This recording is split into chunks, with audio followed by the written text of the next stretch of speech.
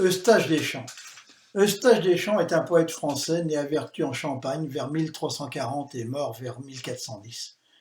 Deschamps se borne à nous apprendre qu'il a vécu sous 4 rois, Philippe de Valois, Jean le Bon, Charles V et Charles VI.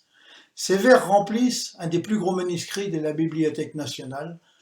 Malheureusement, le copiste Raoul Tanguy était l'un des plus audacieux interpellateurs qui n'ait jamais existé.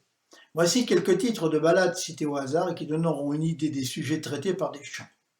Contre les convoiteux, contre les riches, contre le métier des armes, contre les vices, etc. Au nombre de ces ballades se trouvent plusieurs fables fort intéressantes. La Fontaine en a imité quelques-unes. Deschamps détestait cordialement les Anglais et dans une de ses ballades, il prédit la ruine et la disparition de l'Angleterre.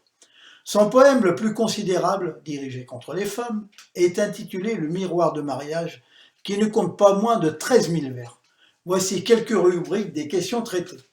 Comment c'est tout tourment que le mariage quand la femme est laide, belle, riche ou pauvre?